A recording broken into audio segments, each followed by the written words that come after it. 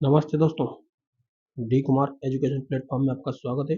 मेरा एक छोटा सा प्रयास है, आपको अच्छा लगे तो अधिक से अधिक लाइक कीजिए, शेयर कीजिए और सब्सक्राइब कीजिए। दोस्तों, प्रोफेशनल एग्जामिनेशन बोर्ड द्वारा माध्यमिक शिक्षक टीचर पात्रता परीक्षा जो कि 2018 की थी, वो 22 फरवरी 2019 प्रश्न पत्र है, दोपहर उपरांत का यानी 6 बजे का इसका हम अध्ययन कर रहे हैं। इसके ऊपर कुछ वीडियो पहले आ चुके हैं और ये सामाजिक विज्ञान का पेपर है दोस्तों। तो आगे का क्वेश्चन आंसर हम इसमें देखते हैं। दोस्तों, क्वेश्चन नंबर 31 है और 30 क्वेश्चन तक हमने पिछले वीडियो में देख लिए थे। 31 नंबर से देखते हैं दोस्तों। राजा राम मोहन राय के बारे में क्या सच है? दोस्तों, राजा राम मोहन राय के बारे में क्या सच नहीं है? नेगेटिव क्वेश्चन है दोस्तों, सच नहीं है बता रखा है। उन्हें सती प्रथा को समाप्त किया था, ये सही है दोस्तों। उन्हें हिंदू बनारस विश्वविद्यालय की स्थापना की थी, उन्होंने ब्रह्म समाज की स्थापना की थी, वे एक वकील थे। उन्हें बनारस हिंदू विश्वविद्यालय की स्थापना की थी, ये गलत है दोस्तों, ताकि यह सही आएगा, यानी कि दूसरा क्वेश्चन सही आएगा दोस्तों। उन्होंने बनारस हिंदू विश्वविद्यालय की स्थापना नहीं की थी, मदन मोहन मालवीय ने बनारस हिंदू विश्वविद्यालय की स्थापना की थी। आगे देखते हैं दोस्तों, साइमन कमीशन की सिफारिश के बारे में क्या सत्य है? साइमन कमीशन की सिफारिश के बारे में क्या सत्य है? वैध शासन का उन्मूलन, सती प्रथा का उन्मूलन, केंद्र में विधेयक का उन्मूलन, बाल विवाह का उन्मूलन, वैध शासन का उन्मूलन। वैध शासन का उन्मूलन सही है दोस्तों। आगे देखते हैं दोस्तों, के उपदेशों की भक्ति पंथ के महाराष्ट्र में फैला था? तुकाराम। दोस्तों, इसमें तुकाराम आएगा। तुकाराम के उपदेश के से भक्ति पंथ महाराष्ट्र में फैला था दोस्तों। घरेलू उत्पादन को प्रोत्साहित करने के लिए आयात पर लगाए गए मात्रात्मक प्रतिबंध को कोटा के रूप में जाना जाता है। घरेलू उत्पादन को प्रोत्साहित करने के लिए आयात पर लगाए गए मात्रात्मक प्रतिबंध को के रूप में जाना जाता है, कोटा। प्रथम पंचवर्षीय योजना जिस लोकप्रिय आर्थिक मॉडल पर आधारित थी? Harrod Domar model. दोस्तों, बहुत अच्छा क्वेश्चन है और याद रखने लायक क्वेश्चन है, यानी कि हेरोल्ड डोमर मॉडल पर प्रथम पंचवर्षीय योजनाएं आधारित थी। आगे देखते हैं दोस्तों, किस सूफी संत के प्रचार की भक्ति संगीत भगवान के करीब होने के लिए आवश्यक है? किस सूफी संत ने प्रचार किया कि भक्ति संगीत भगवान के करीब होने के लिए आवश्यक है? ख्वाजा फरीउद्दीन। दोस्तों, क्वेश्चन नंबर पॉइंट नंबर 14 का से आएगा, ख्वाजा फरीउद्दीन। गुप्त काल के दो गुफा चित्र कौन कौन से हैं? अजंता और बाघ की गुफा, एलोरा बाघ की गुफा भी नहीं आएगा दोस्तों। गुप्त काल की दो गुफा, यानी कि अजंता और बाघ की गुफा, अजंता एलोरा भी नहीं आएगा दोस्तों। लोमास ऋषि गुफा भी नहीं आएगी दोस्तों, और एलोरा बाघ की गुफा भी नहीं आएगी, जबकि फर्स्ट वाला से आएगा अजंता बाघ। किस महिला नेता ने द्वितीय गोलमेज सम्मेलन में भारत का प्रतिनिधित्व किया? सरोजिनी नायडू। दोस्तों, महिला नेता थी और द्वितीय गोलमेज सम्मेलन में भारत का प्रतिनिधित्व किया सरोजिनी नायडू। दोस्तों, सरोजिनी नायडू ने भारत का प्रतिनिधित्व किया था गोलमेज सम्मेलन में। आगे देखते हैं दोस्तों, रेतवाड़ी व्यवस्था सबसे पहले थॉमस मुनरो द्वारा मद्रास प्रेसिडेंट में शुरू की गई थी। रेहमतवाड़ी व्यवस्था, रेहतवाड़ी दोस्तों, रेहतवाड़ी व्यवस्था थॉमस मुनरो द्वारा मद्रास प्रेसिडेंट में शुरू की गई थी। आगे देखते हैं दोस्तों, पानीपत का तीसरा युद्ध किसने जीता? पानीपत हेमचंद विक्रमादित्य, शेर शाह सूरी, अहमद शाह दुर्रानी, इब्राहिम लोदी। दोस्तों, अहमद शाह दुर्रानी ने पानीपत का तीसरा युद्ध जीता।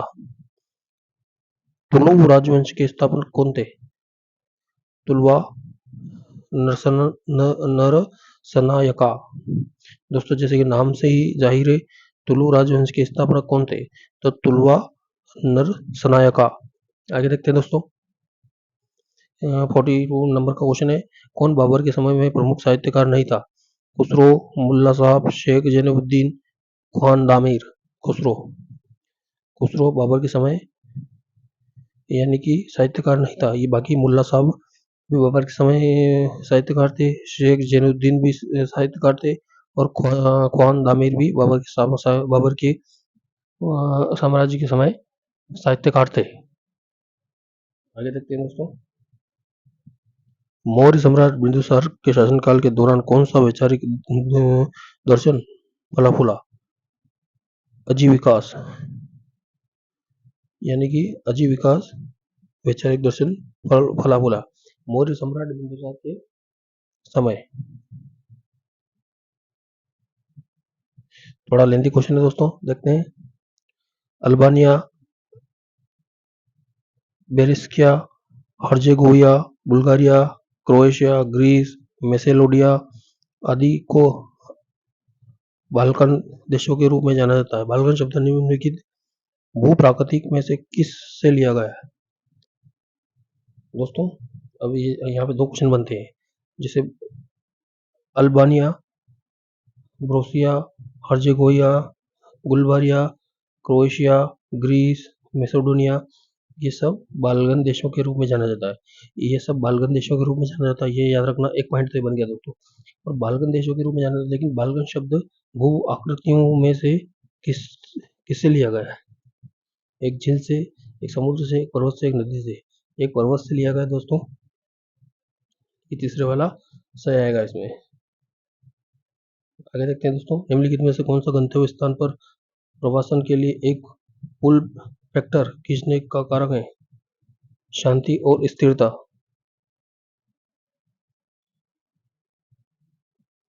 यानी कि शांति और स्थिरता क्या है? गंतव्य स्थान पर प्रवासन के लिए एक पुल फैक्टर खींचने का कारक है दोस्तों।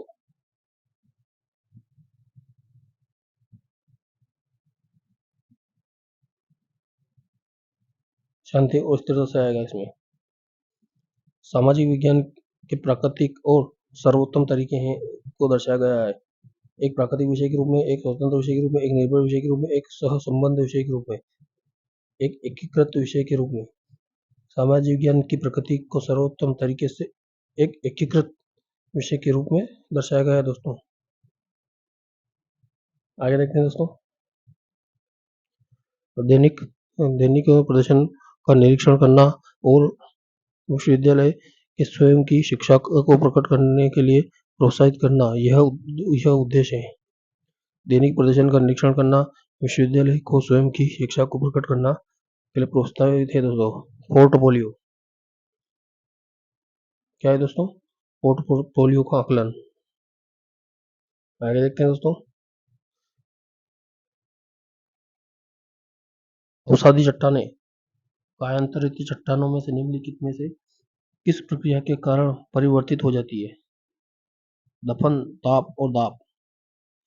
दफन दफन ताप और दाब के कारण अवसादी चट्टानें कायांतरित चट्टानों में निम्नलिखित में से किस प्रक्रिया के कारण परिवर्तित हो जाती है? अवसादी चट्टानें अवसादी जो चट्टानें हैं वो कायांतरित चट्टानों में परिवर्तन हो जाती है, किसमें? दफन, ताप और दाब के कारण। निम्नलिखित में से क्या एक सामाजिक विज्ञान शिक्षक के लिए एक आदर्श शिक्षण कौशल नहीं है? शिक्षण के दौरान कक्षा में इष्टतम गति, सभी विद्यार्थियों को आंख से आंख संपर्क करना, व्याख्यान करते समय उद्दीपन भिन्नता, कक्षा में सख्त एवं कठोर अनुशासन बनाए रखना। दोस्तों जो जहाँ पर कठोर शब्द आ जाता है वो हमेशा नेगेटिव होता है, तो अगर इसमें नेगेटिव ध्यान नहीं बता रखा तो यही सही आएगा। निम्नलिखित में से कौन विशुद्ध अर्थों एक प्रकार के समनुदेशन नहीं है? समनुदेशन नहीं है मतलब प्रारंभिक समनुदेशन, ग्लोब, इसमें प्रारंभिक समनुदेशन आएगा दोस्तों।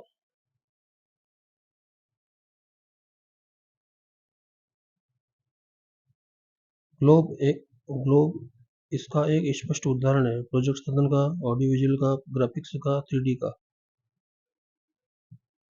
3D 3D साधन का ग्लोब इसका एक उत्कृष्ट उदाहरण है 3D का।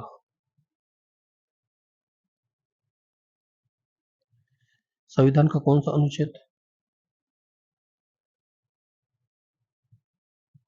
संविधान का कौन सा अनुच्छेद यह स्पष्ट करता है कि पंचायती राज संस्थाओं के एक कुछ मूल कार्य और कुछ अभिकरण एजेंसी कार्य हैं?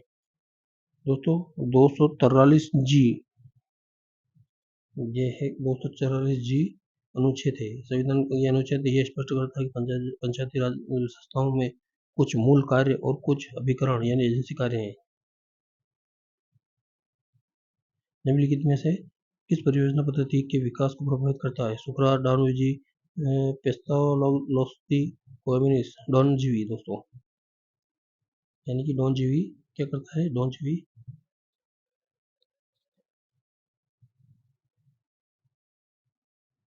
परियोजना पद्धति के विकास को प्रभावित करता है, ये डॉनजीवी ने कहा था। दोस्तों 54 नंबर का देखते हैं दोस्तों।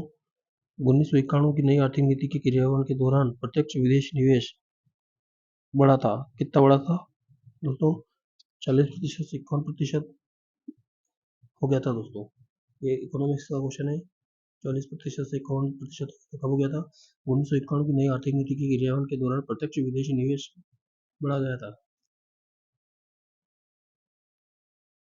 एक संक्रमिका इकोटोन में से प्रजातियों जिसकी मात्रा अधिक हो उन्हें कहा जाता है एज प्रजातियां।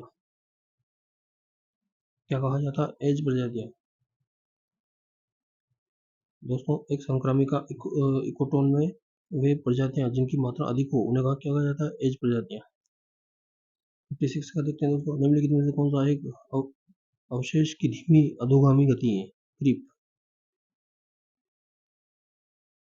निम्नलिखित में से कौन सा देश यूरेनियम का सबसे बड़ा उत्पादक देश है? जीके का क्वेश्चन है दोस्तों। कजाकिस्तान देश है जो कि पाकिस्तान के पश्चिम में है और यूरेनियम का सबसे बड़ा उत्पादक देश है। यहाँ पर सबसे ज्यादा यूरेनियम होती है। किस दिन को पृथ्वी दिवस के रूप में मनाया जाता है? 22 अप्रैल। दोस्तों एक से ये डेट वाला क्वेश्चन आ गया है दोस्तों। 22 अप्रैल। 5 जून को पर्यावरण दिवस मनाया जाता है दोस्तों, लेकिन 22 अप्रैल को विश्व पृथ्वी दिवस मनाया जाता है। गांधी इरविन समझौते में कब हस्ताक्षर किया गया था? 1931 को।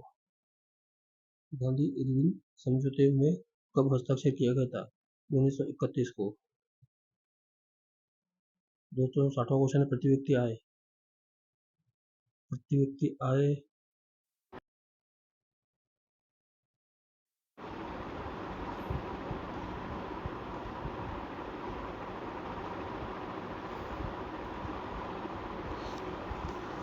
प्रति व्यक्ति आय निकालना है दोस्तों इसमें।